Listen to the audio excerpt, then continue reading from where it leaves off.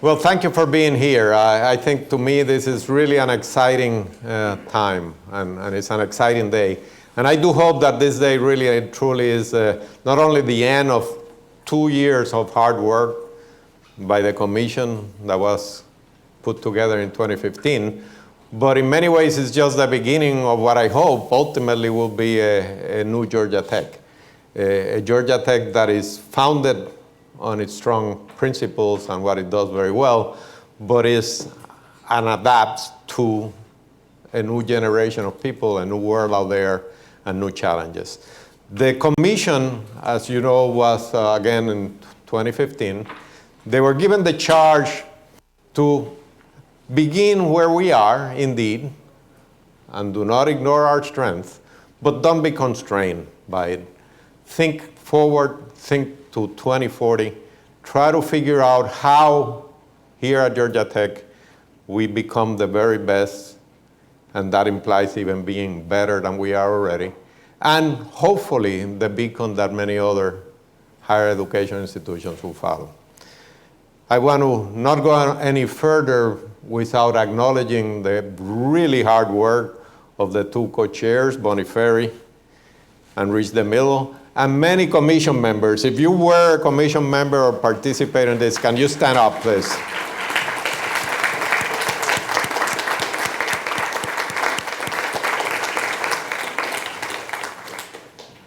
So I really thank you. I know this has been a arduous, difficult, at times frustrating period with many people involved very actively and others that came in and out. I am thrilled, really truly thrilled with the output. I'm thrilled with the report, which will be available as of today, digitally. And I hope and encourage that you read it. The commission had one overarching theme, and that is to create the Georgia Tech commitment to a lifetime education. That title, that commitment, goes way beyond anything that we have thought of in the past, and certainly anything that I believe anybody else has thought of in the past.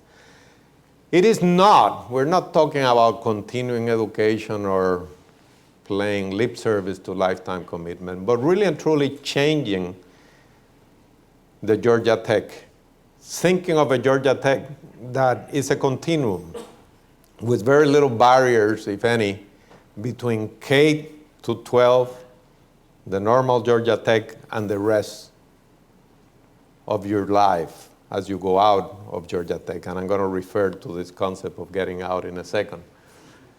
So we need to eliminate barriers to conventional and higher education, schooling and higher education. Think of it again as a continuum. We have to really and truly adopt and consider that if we want to have the best individuals serving the nation and the world, we're going to have to start intervening. And they have to relate to us and identify with us. We have to think of even more flexible calendars and more flexible credentials. How do we recognize when people make progress? How do we put those credentials together? How do we make the rest of the world recognize those credentials? We, in one of, I think, a very innovative idea, is the idea of putting out, reaching out to other parts of the country and the world with what they describe as the Georgia Tech Atrium. That's the name given to it. And the Georgia Tech Atrium, plural, will be places, gathering places, that may very well exist in some of our biggest markets, California, New York, Texas, or maybe just in Buckhead. And we're struggling and still working on, there's plenty of work to do, on figuring out exactly what type of services are we going to provide in those. And those services may be simply an outpost to offerings from Georgia Tech professional education.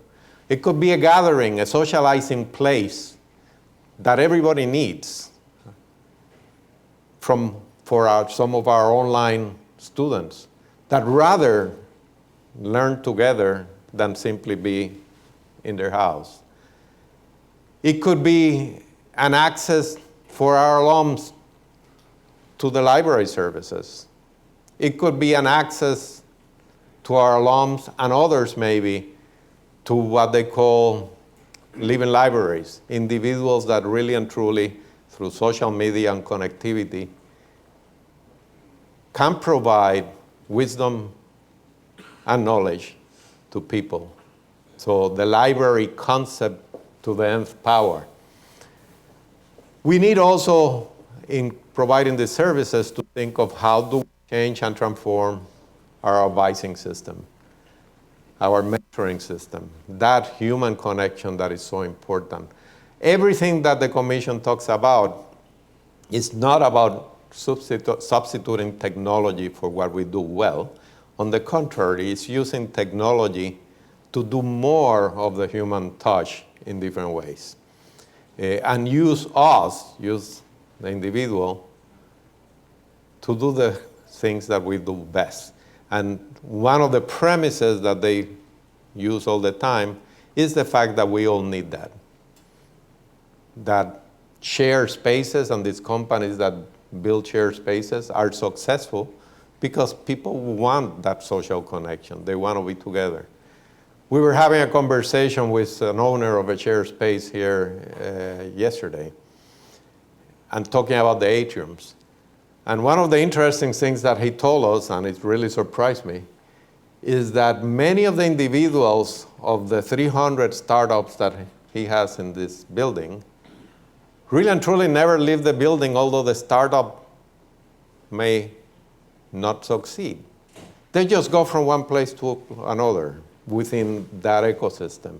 It creates a network that serves them incredibly well. And we want to be part of that network. That's the key of this concept. There will be a series of initiatives that need to begin to make a lot of this a reality. Some of the initiatives are the concept of whole person education. I don't think I have to explain that too much to you. I think most of us sitting in this auditorium would agree that this is something that is increasingly needed. We have to develop a whole set of new products and services.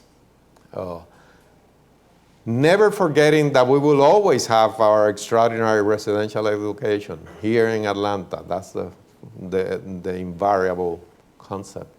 But we have to think of whole sort of different services. Maybe courses that are mini courses, certificates, which will I address in a second, different products that we haven't thought of. We have proven here at Georgia Tech, computing has proven that in fact we can do extraordinary job in a new way of delivering education, incredibly successful. The OMS-CS program, now the OMS Analytics, and hopefully an OMS cybersecurity coming up. So do more of that. Advising for that new era. How do we use technology to help on that? Advising needs to be better than what we do already. We do as much as we can with the existing construct. We need to think of a different structure. The use of artificial intelligence and technology, again, to provide that personal touch, not only in advising, but in everything. And again, the distributed worldwide presence that I referred to earlier. The Commission ended their report with one very important point, and it takes the last part 3 of the report completely, which is this can only happen if we engage in a serious cultural change, where education and innovation of education becomes an integral part of our ethos. That innovation in this institution occurs in many places. It occurs in research on a daily basis. But although we have sort of flashes of excellence in innovation in education, like I already mentioned in online education, there's not a continuous thinking and the individuals and the institution are not of one thought, an idea about how to create innovation. We need to transform the institution to really and truly be an innovative, an inherently innovative institution. So that deliberately innovative is crucial to make this a success. There's no question in my mind that that's going to be, in many ways, the hardest part of the whole report and the whole idea. Because it's change of culture, it's thinking about how do we do things, and our willingness to not only look at what we're doing, whether it makes sense or not, but listen to what is out there and what people need. We already began putting this out there. There's a lot of work. There's no respite for anybody here that has worked so hard at this. This is in many ways the beginning of the next 40 years, or the next 20 years. Today, the official launch and the distribution of the... This weekend, I'm going to California to the Milken Global Conference to talk about it in a panel of education, and this is going to be the subject. And there's already in place an activity in China, one in DC, one in New York City, and a series of others. I urge you that go and talk to your colleagues, read the report, engage in conversation. If you want to help us, we're willing to get all the help we can. But it's not that willing to, we need the help.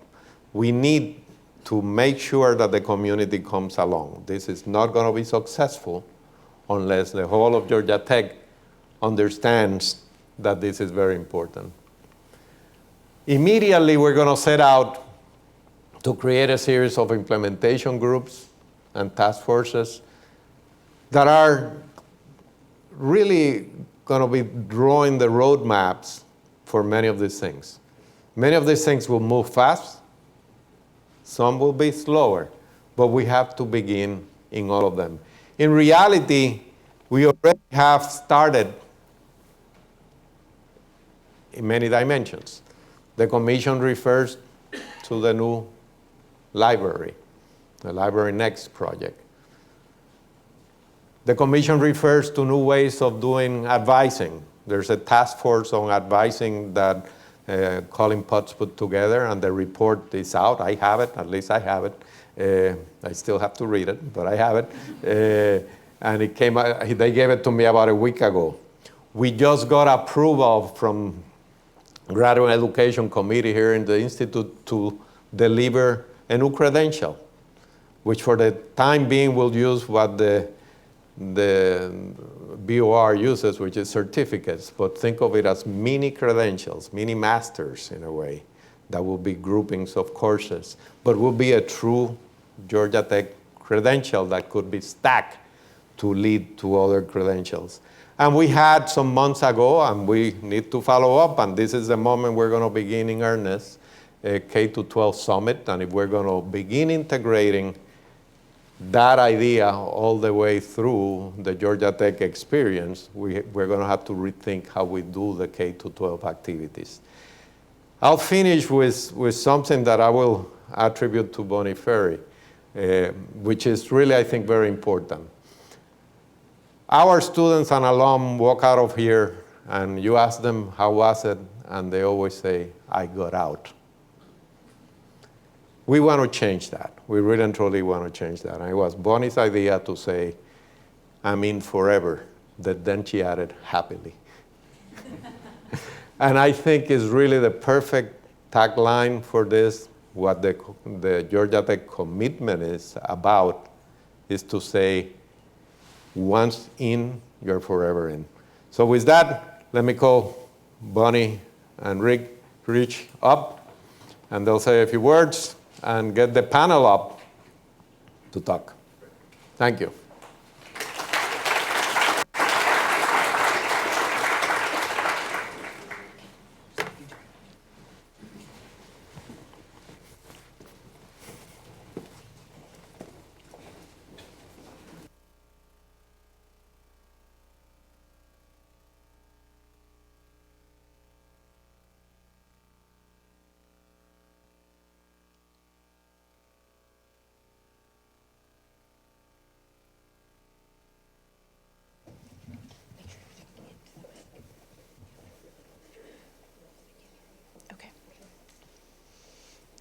Thank you all for being here. The provost gave us a huge charge, which was to look far into the future, 20, 25, 30 years, and say, what should higher education look like there?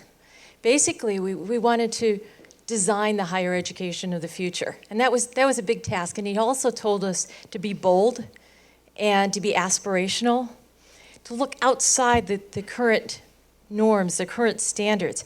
And so that's actually what we decided to do, was really follow a process. We followed a process of design thinking, designing our future, basically. One of the first things we had to do was figure out what is the landscape right now in higher education. And starting from that, we did a report of the current landscape, what are the current trends, social economic trends, demographic trends, and we had to make a prediction on what our future students were going to look like, or future learners. What are their needs going to be like?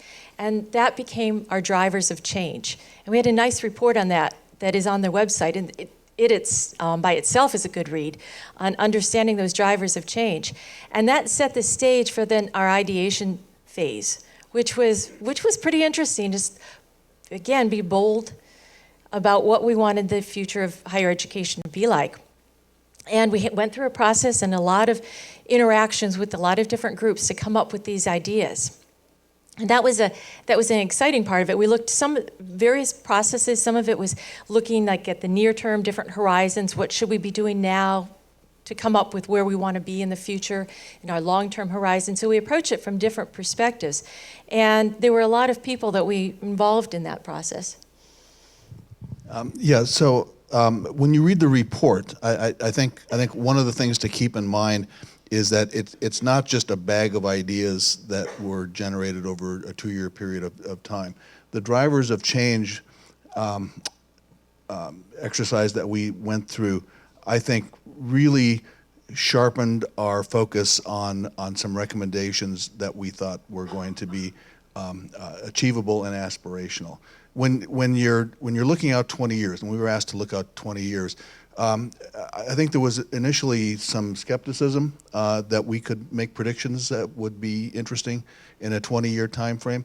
But to be honest, when we looked at things like demographic trends, it was pretty clear that the world of higher education in the year 2040 is going to look fundamentally different than it does in 2018. And so a lot of what you see in the report, I think, is preparing for this future that we can't foresee right now, but we know some of the aspects that are going to be important to us. And when you look at the initiatives, when you look at the idea of what happens in changing workplaces, you're sort of led, I hope inexorably, when you read the report, to the idea of the Georgia Tech commitment, kind of a commitment of the Institute to plan for this future that is going to involve workplaces that are themselves undergoing dramatic change, students that are much younger than we're used to seeing them, students that stay with us longer throughout their lives. And when you look at the initiatives, seeing that there are a lot of questions that we don't know how to answer right now, and we're not even going to know what the right questions are for another 4 or 5 years. But over that period of time, we will sharpen what we need to know, and there will be research projects and pilots and demonstrations that help us do that. So I think what I'd like to do is have some of the authors of those sections of the report just kind of comment on how they look at what went into the report, things that are really milestones for you as you read the report, and things to look forward to. And as the provost said, we're forming these working groups right now. We're really inviting a level of participation that goes well beyond the 50 people that were involved in the commission itself, to involve the entire academic and business community within Georgia Tech. So I'm going to turn things over to Lizanne DeStefano, who can talk a little bit about the commitment. Hello, everyone. As you saw, the first bullet under the Georgia Tech commitment had to do with softening the boundaries around higher education. So at the lower end, we're thinking about the way that we connect with pre-college, K-12 teachers and students. And at the upper end, we're thinking about how we postgraduate work, we maintain relationships with our alums and perhaps engage other people who haven't been part of Georgia Tech until they're adults, but ways that they can continue their education and continue to develop. I'm going to talk mostly at this session about the pre-college, the K-12 commitment. I think that the drivers were very important in shaping our thinking about how we are to interact with younger and younger students. Some of the demographics that we looked at is that in the United States and most other developing countries, the number of high school students is declining over time. So we will have fewer and fewer college-age students as we go forward 20 years. And within that reduced number already, fewer and fewer students will have access to or interest in pursuing higher education. Access to because some of the financial and academic barriers that exist and inequities that exist in our country, and interest in because the value of a higher education degree is not clear in many communities. And so how do we maintain competitive edge and continue to attract high-quality students given the declining pool? I think the second thing that we were interested in is the quality of public education in Georgia, which we know is below the national average in many areas and facing severe teacher shortages in STEM education. So as a public institution in Georgia, how do we address that? But Georgia's situation is not much different than other states in the union. So how can we contribute to the quality of STEM education in Georgia and across the United States, given that we are a technical research institution, not a K-12 district? So what's the appropriate role? And the third thing is that, as most of you know, students are entering Georgia Tech already having completed a lot of college credit. With AP and dual enrollment, 60% of the students who come into Georgia Tech have already completed some college work. So what does that mean for our programs? What does that mean for the initial years of college? How do we think about that? So all of these drivers led us to think about what should be Georgia Tech's role in K-12 education going forward. And just a few things, concrete examples. These are by no means exhaustive, but they give you a sense of some of the things that are happening. One of them, Provost Rafael already mentioned, which is the K-12 Summit that was held in the fall. I think this might have been the first one that was ever held at Georgia Tech. I don't know. It's the first one I participated in, where we brought together over 100 faculty and staff to talk about what should Georgia Tech's role in this space be, what programs exist, what should we think about going forward. The second thing that's happening is we talked about the Atrium and establishing a worldwide presence, but again, think about Georgia. What is Georgia Tech's presence in the state of Georgia? So one of the things that we are proposing is a Georgia statewide STEM teacher network. So there's a group of STEM teachers across the state who have ties to Georgia Tech and can communicate with us, and we can communicate with them. So when we're rolling out programs like advising and other things, there's someone out there to hook things to. And in working with rural districts, this is particularly important. Some good news there, the Georgia Department of Education has agreed to co-sponsor that program. So this summer, they're sponsoring 5 teachers in rural districts who will come to Georgia Tech, meet with faculty and students, get some professional development, and then go back to their districts as representatives, and we plan to go statewide with this over the next 5 years. Another example is looking at our dual enrollment portfolio. So right now, high school students do come to Georgia Tech and take courses and do take Georgia Tech courses online, but it's been a little bit ad hoc and idiosyncratic in development. So how do we roll that out in a way that meets the state's needs, is consistent with Georgia Tech's mission, and ensures that we're really going to make improvements in the state? So those are 3 things that we have going so far. We really look forward to your suggestions about other things going forward. And now I'll turn it over to my colleague who's going to talk about initiatives. So I'm Steve Harmon from Georgia Tech Professional Education, the Center for 21st Century Universities and the School of Industrial Design here. I was planning just to read the initiative section to you really slowly, but That would be nice. I was told not to do that. And I almost need to, though, because it's dense. There's a lot in there. The provost listed 5 areas of initiatives, and he kind of gave us a sense of each one of those. What you don't really see until you get into the report is the richness within each of those 5 areas. Each of those areas comprises maybe 4, 5, 6 different projects as well. And the way we came about those, I think, is very indicative of the way the whole process went. We spent 2 years doing this, right? And so over that course of that time, a lot of ideas and themes bubbled up from not only members of the commission, but also our external advisory boards, also groups of you that we met with, also the students, and also internationally. We teamed with IDEO, the design firm, and sponsored an open IDEO competition. And we had, in that competition alone, we had hundreds of possible projects that came forward, adding to the hundreds of projects that we came up with on our own. Looking at all of these, one of the things we sort of determined was that there were these various themes, that the projects we really are interested in, the ones that seem to really speak to our sense of what the commission and creating the next in education was about, centered around these sort of 5 themes. As we looked at the projects, we initially had another formulation about them, and that was looking at sort of the near term, the midterm, and the long term. And you'll see that a little bit in the report as well. The provost already mentioned some of the near term things that are happening now. With the graduate certificate, for example, is something that we called for that's going on right now. We have other ones that are happening now to very near from now, the AI and education efforts that she'll talk about. We have an effort going on now in blockchain credentialing, where we look at if we develop new educational products and services, such as the certificates, or even more granularized educational experiences, how do you document that? How can students share it with people? What we were trying to do, though, is give ourselves some leeway, because we know we can't predict what Georgia Tech is going to look like or higher education is going to look like in 2040. But what we can do is try and buy options. We can try to position ourselves so as we begin to get a clearer picture of what higher education looks like going forward, we're well positioned to be in that space and to lead in that space. And the projects, I think, sort of lend themselves to both accomplishing things we can accomplish now, but also buying options for future work that we're not really sure where it's going to end up.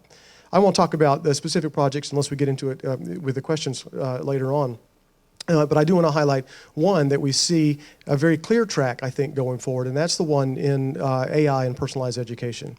We know that we are beginning to have the data and the capability to really reach the goal of individualized instruction. If you're familiar with Benjamin Bloom's mastery learning concepts, and he talks about, if you look at ways people teach and you compare that to a one-on-one tutoring sort of model, you get really 2 standard deviations of greater effect from that one-on-one mastery learning tutoring approach. But it's not very scalable. We don't have enough of us to individually tutor every single student. Can we use technology to bridge that gap? And maybe the answer is yes, and I'll turn it over to Ashok Goyal to tell us that. Thank you, Steve. I'm Ashok Goyal from the School of Interactive Computing. The Commission considered several drivers for why artificial intelligence will play an increasingly important role in Georgia Tech education over the coming years and decades. I'll briefly mention just 3. First, consider the commitment to lifetime education. That means that we will need to reach much larger number of people across the world at unprecedented scales for us. And this is across national boundaries, cultural boundaries, other kind of demographic boundaries. So the question would then become, how do we augment and amplify the capabilities of our faculty and staff to reach all of these people in a really effective way? And this is not just a question of enhancing human-computer interaction. As the provost mentioned, it's also a question of using artificial intelligence to enhance human-human interaction. So that notion of learning being a social process, how do we use artificial intelligence to do that? That's one driver. The second driver has to do with our residential program. The report acknowledges that the residential program will remain a core part of Georgia Tech education. Now, recently, Georgia Tech introduced Echo Dot in one of its dorms, and so a few hundred students now have access to that. new computing technologies will permeate almost every physical space on the campus. As they do, every physical space, or digital space for that matter, will become a classroom. So the notion of classroom will change. But EchoDot by itself is not enough. The question now becomes, how can we use artificial intelligence to provide learning on demand, learning to anyone on the campus, anywhere, anytime? And once again, not just in the sense of computer and human being, but in the sense of working collaboratively in social groups. Third, the notion of adaptation and personalization. So right now we have one learning method for a lot of students, but we want to be able to use artificial intelligence to reach each person and each team, each demographic group, each age group, for example, according to the needs that that particular group or that particular individual has. How do we use artificial intelligence to do that? We perhaps cannot do it solely based on our faculty and staff resources. We need to augment them. So one question there will become, how do we use cognitive science and learning science to inform the development of artificial intelligence technology? One thing to keep in mind is that this is AI in the service of humans and not the other way around. So we're always talking about using AI to help humans, to augment human capabilities, and that seems like one of the important paths forward. I'll now hand it over to Liu.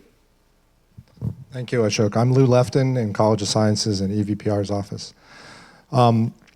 One of the things that we've seen in this commission is that the traditional teaching modality, like we're seeing right here, the voice to the large room of listeners, many of whom are listening, we actually have tried to move beyond that in lots of ways. And at Georgia Tech, that's one mode of learning which does work in some environments, but learning by doing, sort of going back to the original work of John Dewey, is really a very fundamental part of how human beings actually learn.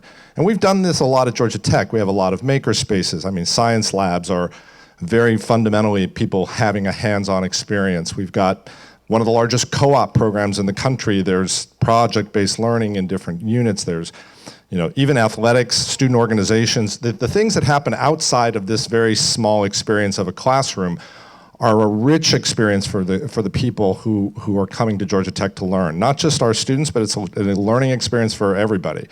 And when we look at how that's, we've talked a little bit about credentialing, we've looked at this notion of a Carnegie unit, right? This is 1 hour of a butt in a seat. This is a fundamental thing that goes back to the 20th century of how we measure, and we still use this, number of credit hours. How many credits is this course? It pervades everything we do, from teaching loads to classroom scheduling, and it's not necessarily the right model for learning. It's not the wrong model either, but it shouldn't be the only model. And what we're looking at in this commission is perhaps trying to extend this notion of learning by doing into a way that we can measure, or maybe not quite measure, but at least recognize and credential the experiences that our students have. The other thing that I wanted to talk about, and you'll see that in some of the supplementary reports, which are even more reading assignments for you after you're done with the commission's report. Go on to the supplements, because there's really a lot of good information in there as well. But the other thing is, I think that maybe, and Provost Bross referred to this in the sort of the final section of the main report, is this notion of deliberate innovation. Those words are the first two words in the title of the report, and yet I would wager to say that most of us in this room don't really quite understand what that means, which is good. That's an acknowledgement already of your sort of confirmation biases. Everybody has a lot of cognitive biases, and there was a group of folks on the commission who explored this part of learning, and it's directly applicable to the work going forward. We had, I would say, about a dozen maybe initially, and 5 or 10 that started out in working with Flashpoint, which is the Center for Startup Engineering. It's a very successful program on campus. It's now called the Center for Deliberate Innovation. And this is an idea that's really uniquely discovered and really studied here at Georgia Tech. In many ways, the notion of design thinking, which kind of came out of Stanford with the D School, has infiltrated a lot of, and there's a lot of really great work there, but this notion of deliberate innovation is complicated. It's something that you can't distill down to 5 bullet points on a slide, but it is something that many of us have found to be a developmental progression that's really helped us focus on how to move forward in these situations where we get stuck with lots of different things.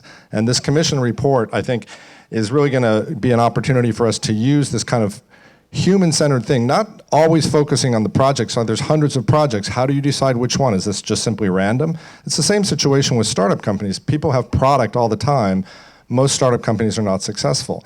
And the way that you move forward on this is actually taking advantage of research that's already well understood, but not always well applied in behavioral economics and cognitive psychology and neuroscience. There are areas of how human beings think and learn that we can actually apply as we move the commission forward. So we want to leave lots of time for questions, so we definitely will leave that as an open-ended piece. Perhaps people will want to talk about more. Let's go see.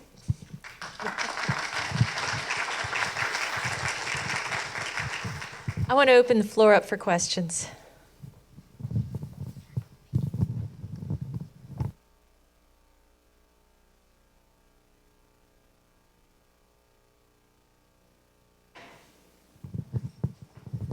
So I have a question about, reaching out particularly to, more and more high school students that take advanced courses.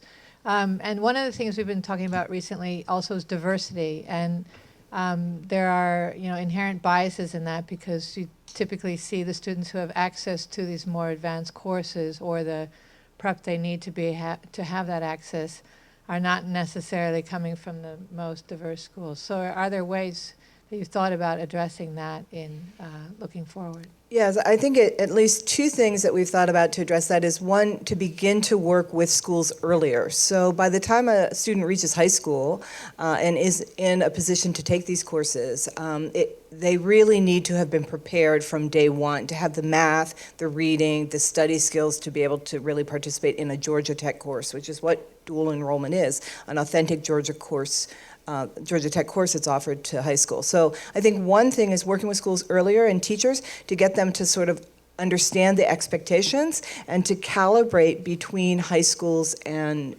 universities in terms of what are the expectations for kids and what they can know and can do. And if there needs to be support, extra support, then building in summer programs, other academic enrichment programs on top of schooling that allow kids to gain those skills. So I think that's one thing.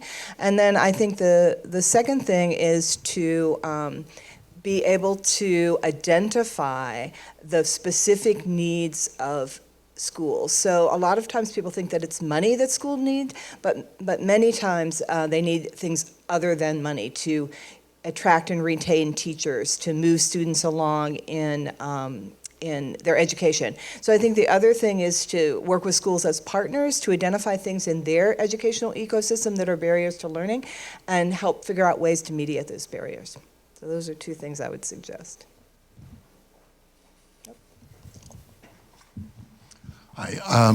Could you just expand on the Atrium idea a little bit? Is that something that we run? Is it a virtual? Is it a physical? What is an Atrium? Yes, you got it. You've got the exact idea. So the idea is that as more and more of our outreach around the world is online, we risk losing the personal interaction with our students. And one of the things that we thought pretty deeply about was, how do we regain that? How do we provide face-to-face activity? Steve mentioned the Bloom 2 Sigma idea of personalized tutoring, face-to-face tutoring. You can always imagine a technology that delivers that, but the direct contact with the Georgia Tech ecosystem, I think, is going to be important to building out this initiative. So as we think about the reach of our online master's programs, for example, we noticed that 80% of those students are within in the U.S. anyway, are within a 2-hour drive of 10 metro areas.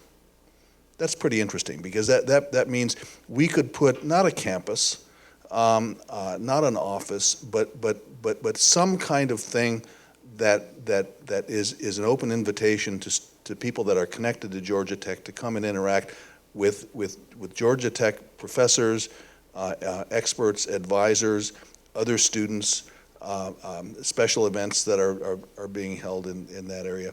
And so this is now the kind of earliest stages of talking about where that might go. But we had some inspirations in this area. One of the inspirations that we had early on was the shift of the PC industry, largely due to the opening of Apple stores. So you move from buying Dell computers online to walking into a retail store and all of a sudden being surrounded by all of this activity and everything that is going on within that store. So these may be things that we present to the rest of the world. We absolutely have no idea what services are going to be there. We have some idea of where these things might be located. The provost mentioned co-working facilities. If you've driven around Atlanta, you see lots of WeWork signs. Well, these are young professionals that are on their way from point A to point B in their career, and education is a big piece of that for them. So we should be involved in every place where Georgia Tech can lend a hand in helping people advance in their careers. If I can I say something along those lines very quickly, because it's an interesting concept, and frankly we're trying to get our arms around it. I think we understand what we want to do, but I'm not sure how and how is it going to look. One of the things we've been doing already is talking with potential stakeholders or partners or people who know, just to learn from them.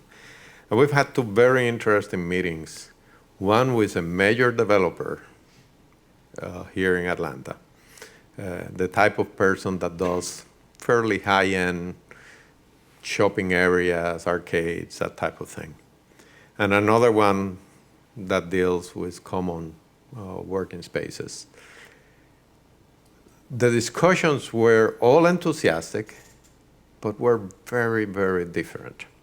They clearly were coming from different angles. And the one thing that it hit me was that depending on where we are, these things may offer very different services, and they may look very different.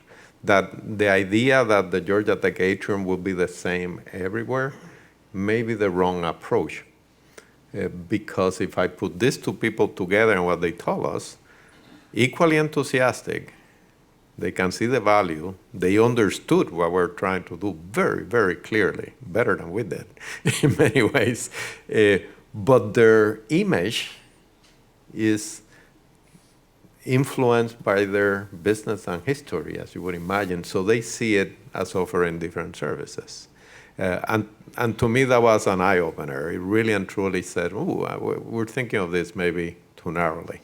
We have to open up and listen some more. And just to add to that concept that kind of goes with it, one of the things that we talked about in the report was shifting from this pipeline model to more of a platform model. If we look at lifetime engagement with our learners, we want to be continuously engaged with them, but there may be periods when they're more intensely engaged and less intensely engaged. But we know they're going to need a lot of retraining. They're going to need new job skills, new things are coming out. How do we enable this, and what sort of tools can we have to do that? What we need to do is remove friction in the system. So there's a lot of friction in trying to learn something at an institution. And if you look at marketing and online shopping, Amazon, for example, they're great at taking the friction out of that shopping experience. Well, in a sense, the Atrium will help us take friction out of the learning experience. So you don't have to go through all of these processes and finding the right websites and talking to the right people. We're just there. We're a tool ready to hand is a term that we've heard before for that. So the Atrium helps enable that idea. And if we think about the STEM teacher network in Georgia, I mean, in a sense, you could think about that being a mini instantiation of the Atria, where if there was a highly trained math teacher in Southwest Georgia, where we get very few applicants to Georgia Tech from that region, nobody is engaged in distance calculus in that region. If there were a highly trained math teacher there with Georgia Tech connections, that person could do recruitment for our college, our university, but also for our distance math program, our dual enrollment program. They could provide local facilitation for students that are taking those courses. They could offer enrichment activities to raise the skills of students in that area. So we're thinking about, Atria in major cities, but we can think of a mini version of that around the state to really deepen our connections across the state. Good afternoon. Congratulations on reaching this point right here. As you think about actualizing the commitment and the initiatives that you articulated, I loved how Dr. Bross began the conversation talking about culture.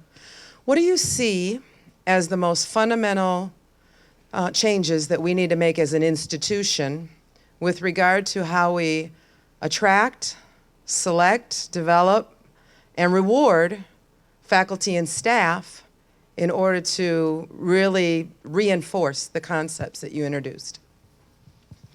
Thanks for the softball question, Sonia. You've hit on exactly the right question. So we don't know for sure. We clearly have, because we've been able to interact with so many creative people over the last 2 years. We clearly have an innovative community at Georgia Tech.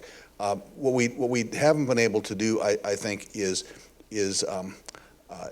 make that kind of innovation a repeatable process. So I think one of the first things to do is to self-consciously focus on the fact that we're innovating, to put in place the groups, the working groups, the discussion sections, the next level of leadership, academic leadership, that's going to encourage people to do that. I don't know if we have the right mix of people. I mean, that's something that will be determined over the next generation, I guess.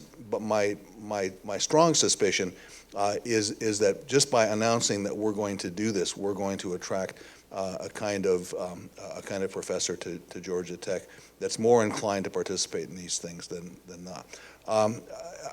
Just on a concrete level, and I hope this isn't excessively nerdy, but we have so many stovepipes on this campus. So sharing information between units, between academic units and business units, is much harder than it has to be. And I think one of the first steps that we can make is smoothing out those differences, providing everyone who's involved in this effort a unified view of what's going on campus. Academic master, yes, thank you.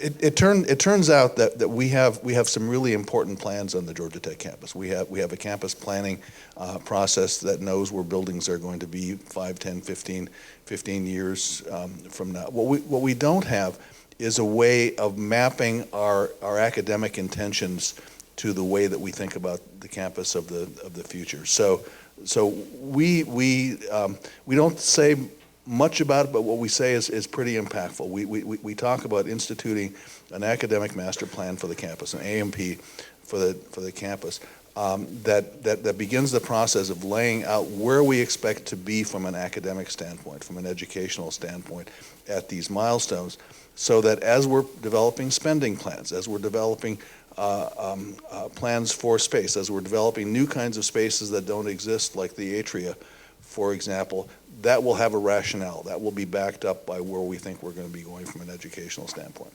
Rich, may I say something? When we think of developing a deliberate, innovative education ecosystem, if I can put it that way, it's not to say that innovation doesn't exist here. But as I think I said earlier, it exists in spurts, in flashes of genius, right, if I can put it that way. Sonia, you have been involved in the library. The Library Next project really and truly leads the nation on rethinking what a library should be about. Clearly, extraordinary innovation from many people in here. Clearly also a process that has a lot of friction, a lot of difficulty, a lot of cultural change that needs to occur. Our problem is not lack of ideas. Our problem is how to create a system-wide mindset that will reduce some of that friction. I say reduce, it will always exist, We're humans. but reduce some of the friction so we can move, at least with less bumps, if I can put it that way. We move fast. When you think of Library Next and how fast that move, it's amazing. I go back to online education. When Dean Galil in computing started the concept of computer science online education, there was a lot of friction everywhere in this institute, including computing. It came about. It involves a model of rewards, since you talk about rewards, that is now standardized across the institution. And has, if you look at what it took to build online analytics, OMS analytics, compared to what it took to do computer science, it's a fraction of the effort. Everybody understands this. The model is there, it's accepted. And when we go into the cybersecurity, it will be even easier. So again, things happen, and they happen very quickly. What we want to do is maybe make sure that it can happen in more places and there's less friction. I think another thing is we talk a lot about sort of us and them, us and the learners, but actually faculty and staff are learners too. So applying some of the concepts in this plan of whole person education, personal board of directors, continued opportunities for learning and rejuvenation, I think we need to think about how that infrastructure applies to the faculty and staff here at Georgia Tech as well. Predrag Cvitanovic, School of Physics. This is about K-12 and STEM. You know, when you're an immigrant in this country, things that people who grow up here take for granted are incredibly striking. So while I agree with you that it's extremely important we help our teachers in state of Georgia in small places, the intellectual leaders of a small town in Georgia are pastors. You know, they're between 2 and 6 people who have much more respect than anybody else in that community, more than business people, more than teachers, more than anybody. And you know, these are the people we have to reach. I mean, scientific and technological literacy in Georgia depends on these people. Mm-hmm.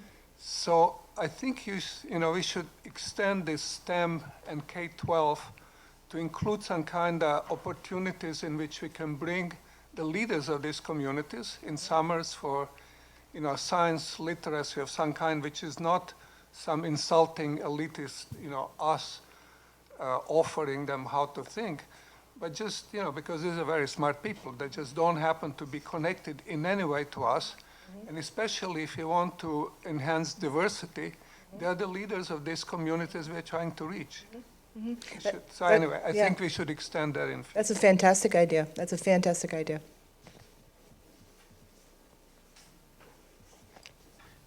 Yes, my name is Lane Duncan. I'm currently a faculty member here in the School of Architecture, and I'm actually teaching a course in the Innovation Design Collaborative with 2 marine biologists.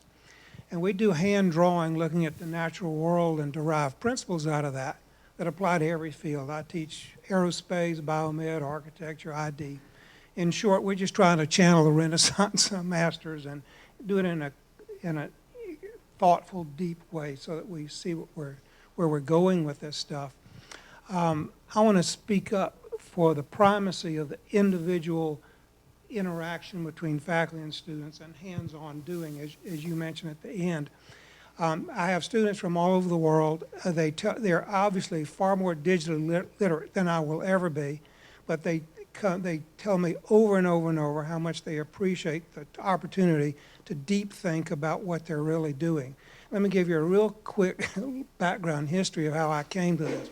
I graduated from this school in 1968. My life has been devoted to lifelong learning. At mid-career, I went back to graduate school at Harvard to study theory and criticism. And while I was there, I had the opportunity to talk to some world leaders about their ideas that I had read, things they had written, things they had done. But when I heard them speak in a lecture and saw the look on one of them's face about the love of a detail of a building that I had read about over and over and over, I suddenly got it. I understood what the value of education was. We weren't just transferring information, he was educating me. And I will say this: I would never have learned that online.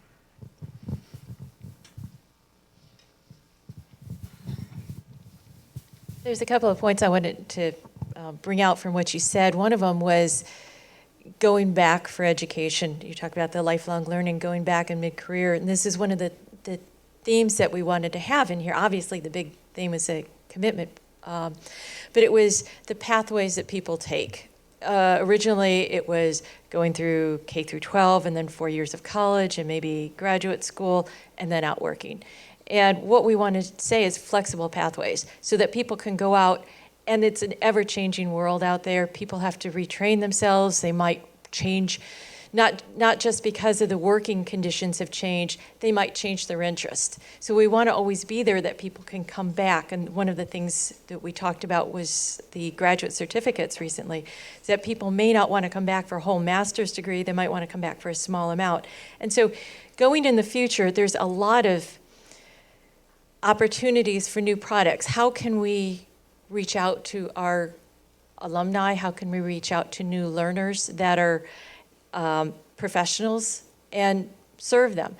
And right now there's a lot of stovepipes out there in terms of who reaches them. For example, the Alumni Association is there for the alumni. How often do you work with the Alumni Association in partnership, for example, to provide educational opportunities so that the faculty and the alumni, so we're talking about partnerships, which gets into the human factor that you're talking about, is in order to do that sort of service, we need to expand who we are and who provides those services and who the learners are, because we as faculty will become learners in some of this process.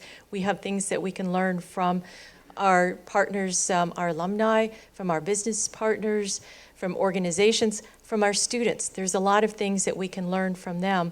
And then we can also extend our capabilities by looking, you talked about online, yes, online, but also online from a personal standpoint. With one of the products or one of the ideas that we had was the learning, it was a human library, where you can talk to people, although online or video, but are anywhere in the world, but who are experts in a certain field. So expand our human interactions online, but in that one-on-one sort of thing. So just looking at the flexible pathways is a huge theme that we have, because we know that going in the future, people will want to be customizing their education. So I think we're pretty close to the end. Maybe one more question? Two more? Okay, two more questions.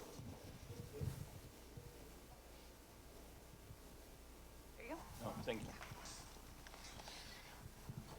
Mark Borodowski from Biomedical Engineering.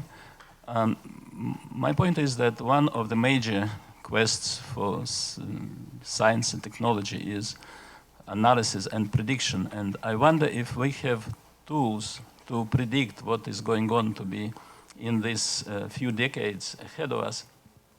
So basically, looking at fast development, let's say you have cloud computing, you have Amazon Cloud, which, let's say in 5 years from now, will have all the courses that could be, we can think of, offered on like a Amazon shop. So people can go, can get the course, and this basically is easy for theoretical courses, but much less easier for experimental based, right? So Georgia Tech can keep cutting edge in education based on experimental stuff, which will be grounded on Georgia Tech campus. So what I would like to emphasize, we need prediction about changing technology, because technology and economics are driving force of education. So they create the demand for education of certain kind. So do we have prediction how things will change in 10, 20, 30 years from now? Let's say AI is going to basically put out of job 50% of professions which currently exist. So do we have reliable predictions what is going on in terms of changing the landscape of the education based on driving force from economy and technology. So, Mark, that was a really important part of our initial discussions, considering exactly that question.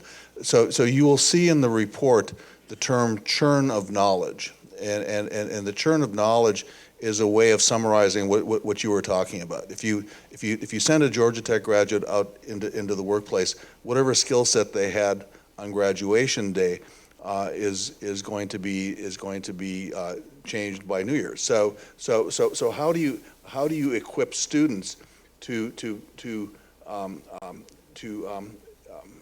not only cope but to anticipate that as their future career path? And the other side of that coin is how do you rapidly look at what's taking place in these changing industries and reflect that back on what we teach students? So you kind of get the sense that there's a feedback loop here where we're preparing students for a rapidly changing world, but that world is also informing how and what we teach students. I don't have a prediction. I wish I had a prediction to make there, except that to say that what you suspect is going on across all disciplines that we send students out of Georgia Tech into the workplace to spend their careers, and those careers are changing really dramatically. I think there's going to be, as you look at the working groups that the provost had on the screen, I think there's going to be a group that considers exactly that issue and tries to make that a core competency for what Georgia Tech does. I think we have one more. Yes. That's a great point. Looking back first, before we look forward, 25, 30 years back, I think none of us imagined the internet or social media. And now that plays such a dramatic role in our everyday life as well as education. All of our students are equipped with Facebook and other kind of social media. It's really hard to predict what education will look like or technology will look like 25 years from now, but we can make some bets. Rich, I'm going to go on a bit of a limb here and make a few bets. Computing will continue to become more important. Artificial intelligence will continue to become more important. So, but the question for us will not be just about computing and artificial intelligence. It will be about how do we make use of the growing knowledge about human mind, human brain, human learning to shape that technology. And that's going to be a big challenge as we go ahead. Just very quickly, I think the answer is less about what we're teaching, but more about who. And we really have to focus on the fact that there's still going to be a student there, and they're still going to come to us to learn things. And we're just going to be able to get better at doing that. We're already actually very well positioned. Georgia Tech is extremely well positioned for many of these disruptions that we're talking about. But we just have to recognize that we're not going to know what the future is, so we'll have to proceed with direct experimentation, frankly. And I'm Nisha Bochoy from the School of City and Regional Planning. My question is about how do we pay for this? So we have a good sense of the undergraduate graduate school model, but reaching into K-12 and then those who stay in for a lifetime, what does that model look like, especially for people who believe they can't afford it and don't come to us for the education from the K level all the way past the graduate level? So, Rafael. I wouldn't think of speaking. That's right. How much you want? No. I'm good. Yeah. Look, I think first of all, remember that the idea 20 years from now will be an evolution. This is not going to happen overnight. So there's going to be shifting of demands and needs. That's one. And that transition and that evolution and how we do it is important. Maybe there are things that we will not be able to do, but maybe there are others that we will be able to do. The other part of it is, it strikes me that we keep thinking that our business model and revenue model will remain the same. I don't see it necessarily remaining the same. It's already changing. So we have a Georgia Tech professional education that produces considerable net revenue that wasn't there before. We have online programs that are net positive to the benefit of everybody, all of you here and certainly the units involved. Those were not there just a few years ago. So you could imagine this Atrium or Atria. One thing that the conversation yesterday brought out to us is that this individual we're talking to was convinced that even going a few miles from here, putting a Georgia Tech shingle out there with representation of people like you once in a while and giving talks and sponsoring gatherings will increase the interest on many of our products. So my answer to you is I'm not completely sure. Am I sort of look at this report and said there's no way? No, on the contrary. I think in the horizon that we're talking about, pretty much everything in there is feasible, in my opinion. I wanted to say one more thing about that, and is something that we learned about when we talked about the deliberate innovation.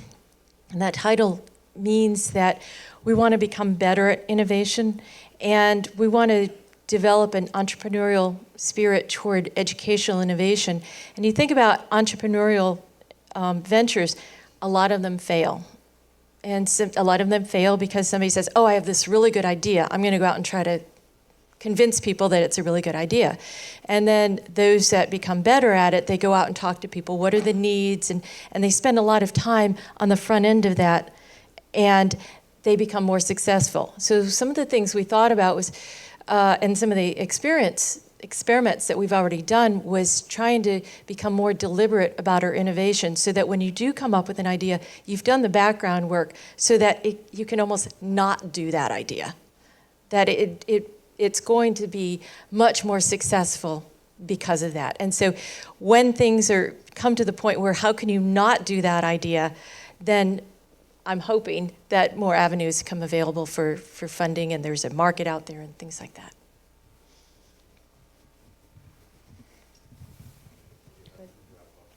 Good.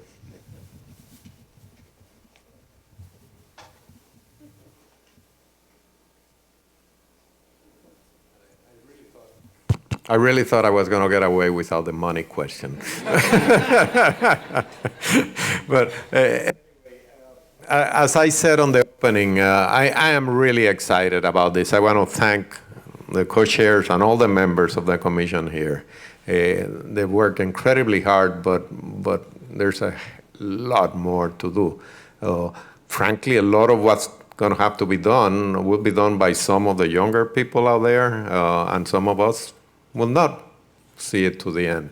But I am really, truly excited. I really think that Georgia Tech has the opportunity with this and everything else that we're doing to move to a completely different level, maybe a level that doesn't exist out there in terms of what a new modern higher education is all about. So please read the report. It is very well written. It is very dense. Take your time and read it and read it and read it. And please tell our colleagues about it. I really would love for them to spread the word that this is ongoing. It is the product of very hard work, and I think it's very, very promising. Thank you very much.